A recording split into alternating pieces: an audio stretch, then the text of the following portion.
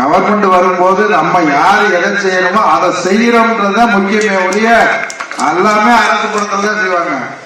அப்ப செய்யல, இப்ப செய்யறோம், அதுதான் முக்கியம்.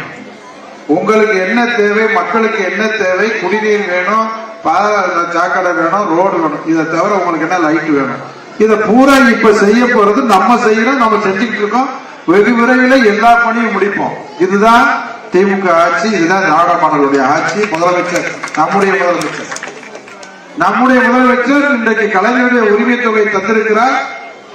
அதுல விடுபட்டு போனவர்களுக்கும் வெகு விரைவிலே நம்முடைய கிராமத்திலே அதற்கான ஏற்பாடை அரசுடைய 15 துறையினுடைய அதிகாரிகள் இங்கு வருகிறார்கள். வருகிற போது விடுபட்டு போனவர்கள் நாளை மறுநாள் மாநகராட்சியினுடைய திருமண மண்டபத்தில், ஏன் திருமண மண்டபத்தில்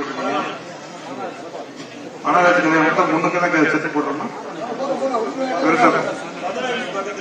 நாளை மறுதினம் மாநகராட்சி திருமண மண்டபத்தில் நடக்குது. தயவு செய்து தகுதி உள்ளவர்கள் விடுபட்டு போயிருக்கக்கூடிய அருமை சகோதரிகள் தாய்மாரெல்லாம் அதில் விண்ணப்பிக்க பண்ணுங்க. தகுதி உள்ளவருக்கு வெகு விரைவில் கொடுக்கப்படும். அது மாதிரி லைட்டா இருந்தாலும் சரி, பட்டாமார்களாக இருந்தாலும், நத்தம் புறப்போக்காக இருக்கக்கூடிய பட்டா வாங்காம இருந்தாலும் சரி, எல்லாமே அதுல சிறு சிறு விடுபட்டு போயிருக்கிறதெல்லாம் இன்றைக்கு மக்களை தேடி அரசு வந்து இந்த திட்டங்கள்லாம் இன்னைக்கு நிறைவேற்று. இதை நான் சொல்றதுக்காக முகத்துதிக்காக சொல்லல.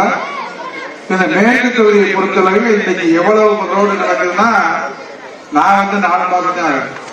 அதுக்கு முன்னுக்கு 4 வருஷம் வச்சு நான் பொறுப்பேற்று 4 மாசத்துல மட்டும் 900 ரோடு, 240 ரோடு ஒரு பக்கமும், அதே போல அதற்கு முன்னாலும் போட்டு இந்த தொகுதி முழுவதும் 740 ரோடு இன்னைக்கு வேலை நடந்துட்டு இருக்கு.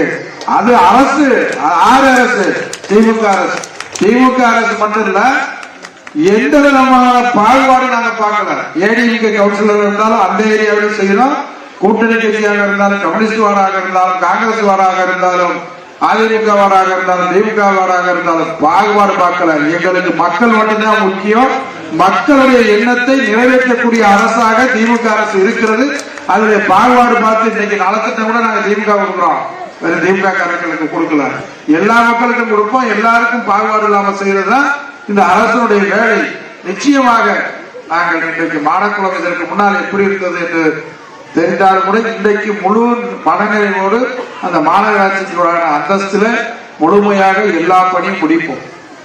நாங்கள் ஏதாவது செய்வோம் கொள்வோம்னு பொய் சொல்லிட்டு உங்களை ஓட்டு கேட்க மாட்டோம்.